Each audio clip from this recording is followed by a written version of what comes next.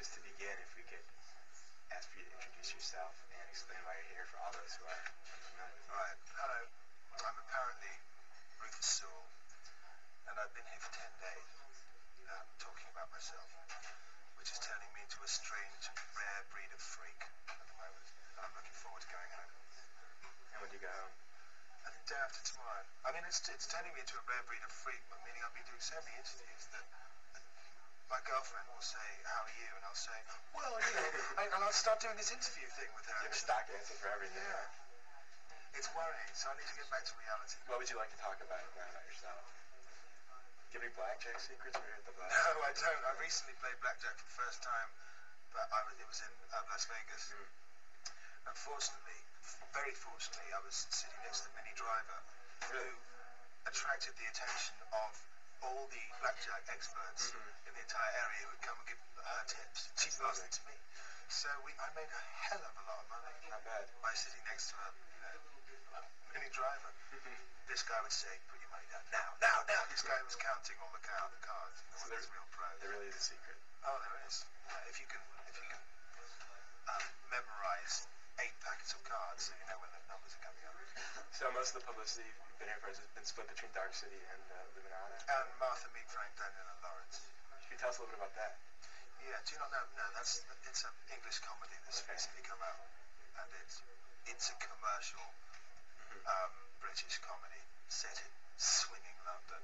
Swinging hipster London. Yeah, and I'm not embarrassed about the commercial aspect of it because I'm playing the cynic. Nice. You know, at least I'm playing the You can get away with it. fuckhead. To be perfectly honest, you know, I'm playing this ex-child actor who was like really big deal when he was like 8, 9 years old.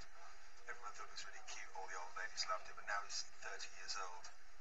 Hasn't worked in about 15 years. Smokes 60 cigarettes a day. Bottle of whiskey in his pocket.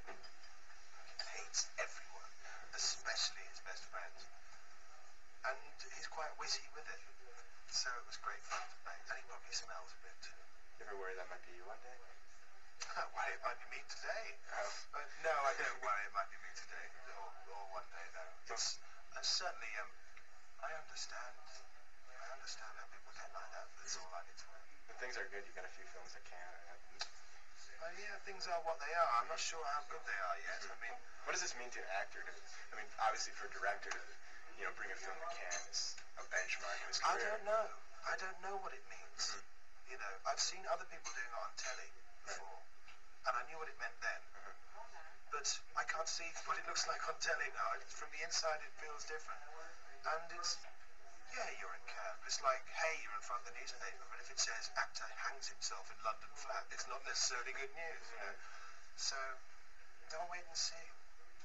As far as working with John Turturro, how did you come in contact with him? I guess he selected all the actors, or was it open casting for you? I met him, no, it was no casting. Yeah, I met him with his mum.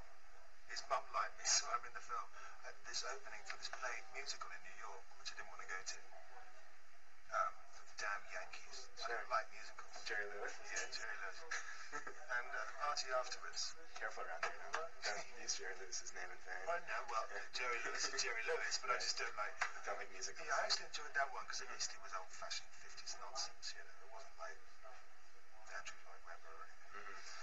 I don't care about saying nasty things about that. He was there with his mum, and someone said, "Do you want to come and meet him?" I said, "Because I tend to avoid people I admire." And I got dragged over by my hand and introduced to him, and I didn't know what to say. But then his mother suddenly said, "Oh my God! With your hair, you could be brothers. Sit down."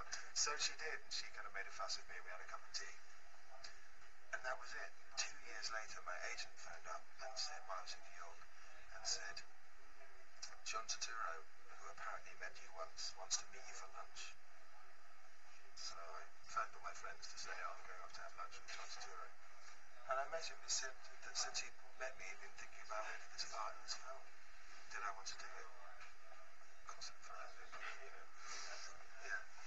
And then I find out that Christopher Walken is also in it, which a bonus. I'm sorry. Where I come from, all I need to say to my friends when they're giving me a hard time is, look, I'm doing a film with Christopher Walken, and you're not. Okay? This answers all my arguments. The Walken legend continues. Yeah, the Walken legend continues. What's Christopher Walken like? He's actually really nice, but he's strange. Is he strange? He's not very good at talking. Yes, but he's not friendly. He's just, I mean, you don't have an impression, do you? What? Do you have a Walken impression? No, I just have a little story. I can't do him talking. Just him not talking. On the first day of rehearsals, I was stuck in the hallway with him, and I thought, it's Christopher Walken standing there, and I thought, I'll make conversation. Christopher. It's difficult, isn't it, playing actors in a film? It's difficult to know whether to pitch it, theatre level or film level, isn't it? I suppose, And he just shifts from side to side.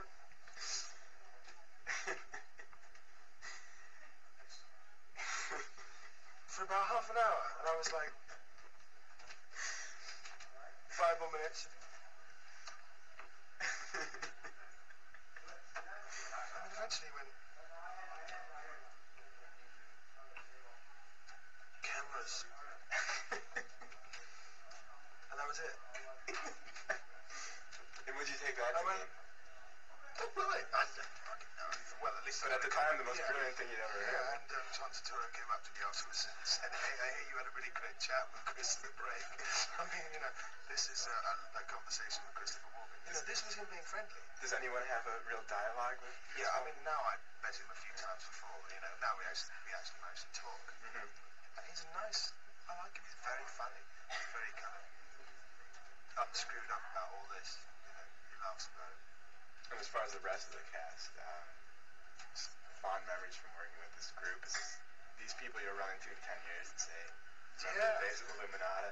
Yeah, well, I mean, when I go back to New York, I see them right now. I mean, John's a friend of mine now. It's another thing I tell my other friend of John's again. You still have to impress your friends, you're Rufus Sewell. You have to drop names. I have to impress my friends. My friends are impressed that I'm Rufus Sewell. Okay. No, because they know what that means. Yeah, sure. No, I'm not seriously talking about dropping names. It's just that my friends, it's just cool with me and my friends that I'd be impressed for them too. It's just that you want someone to go, you need friends to go, oh, Turturro too.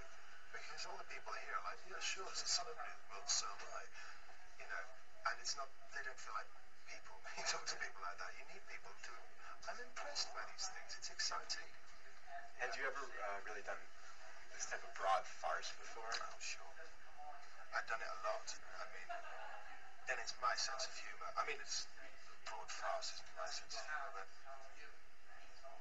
I've done a lot of comedy, but it's not something I'm particularly known for, and I'm glad because it means that when I do it, people are kind of surprised. Whereas if I'd started with comedy, I suspect I wouldn't have had a chance to do the serious stuff because I've just got stuck there. Anything you have to be careful about when you're acting is stepping over the line maybe and taking it too far, or being too restrained?